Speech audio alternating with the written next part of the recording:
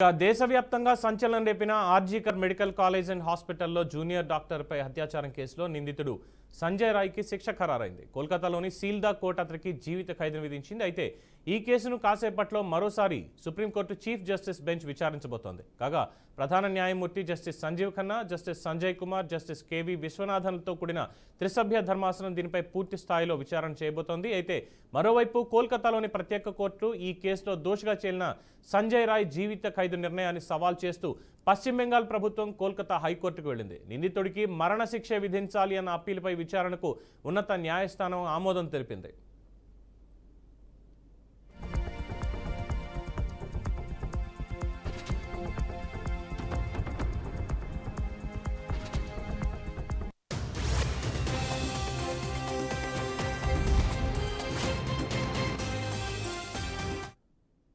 అయితే గత ఏడాది ఆగస్టు 9వ తేదీ రాత్రి ఆర్జీకర్ ఆసుపత్రి సెమినార్ రూమ్లో ఒంటరిగా నిద్రిస్తున్న ట్రైనీ డాక్టర్పై జరిగిన అత్యాచార ఘటన తీవ్ర ఆందోళనకి దారితీసింది.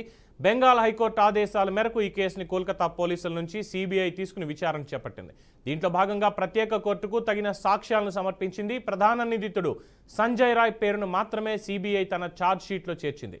సామూహిక అత్యాచారం విషయాన్ని అభియోగ పత్రంలో ఎక్కడా కూడా ప్రస్తావించలేదు. ఆసుపత్రి ఆవరణలోని సీసీటీవీలో నమోదైన విజువల్స్ ఆధారంగా సంజయ్ను ఆగస్టు 10వ తేదీన కోల్కతా పోలీసులు అదుపులోకి తీసుకున్నారు. ఇక జీవిత ఖైదీపై బాధితురాలి తల్లిదండ్రులు కూడా తీవ్ర అసహనం వ్యక్తం చేశారు. నిందితుడికి ఉరిశిక్ష వేయాల్సిందేనని వారు డిమాండ్ చేశారు. మాకు పరిహారం ఇచ్చినంత మాత్రాన న్యాయం జరగదని పేర్కొన్నారు. సరైన న్యాయం కోసం పైకోర్టును ఆశ్రయిస్తామని వారు చెప్పారు. ఈ నేరంలో ఇతర భాగస్వాములను వదిలిపెట్టారు. ఇది అత్యంత అరుదైన కేసు కాదా? డాక్టర్ విధి నిర్వహణలో అత్యాచారానికి హత్యకు గురైంది అంటూ బాధితురాలి తల్లిదండ్రులు ఆవేదన వ్యక్తం చేశారు. దీని వెనుక పెద్ద కుట్ర ఉంది అన్నారు. ఇక ఇదే అంశానికి సంబంధించి మరింత పూర్తి సమాచారం మా అవుట్పుట్ ఎడిటర్ వెంకట్ అందిస్తారు. వెంకట్. పవన్, దేశవ్యాప్తంగా సంచలనం సృష్టించిన ఆర్జీకర్ ఆసుపత్రి వైద్యురాలి అత్యాచారం కేసులో మనకు తెలిసిన ఇటీవల సంజయ్ రాయ్ అనే నిందితుడిని జీవిత ఖైదు విధించింది సీల్దా కోర్టు.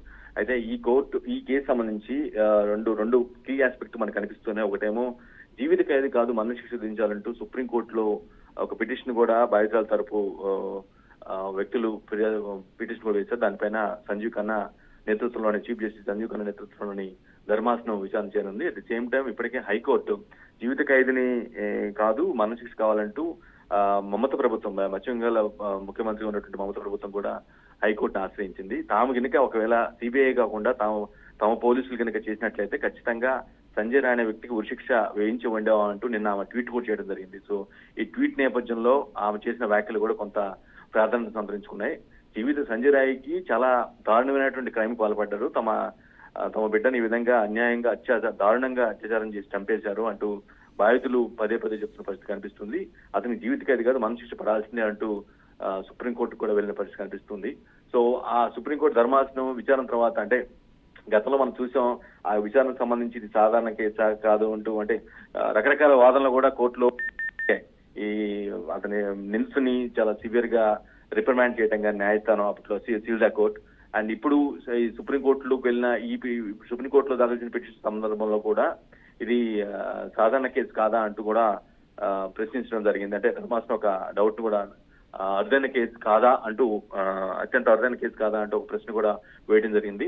నిందితుడికి ఉరిశిక్ష వేయాల్సిందే అంటూ ప్రధానంగా డిమాండ్లు అయితే వెలువడుతున్న నేపథ్యంలో ధర్మాసనం ఈ పిటిషన్ ని స్వీకరించిన తర్వాత ఇరుపక్షాల వాదం విన్న తర్వాత ఎటువంటి నిర్ణయం తీసుకుంటుంది, ఎటువంటి తీర్పు ఇస్తుంది అనేది కూడా కొంత ఆసక్తి రేపుతూ ఉంది.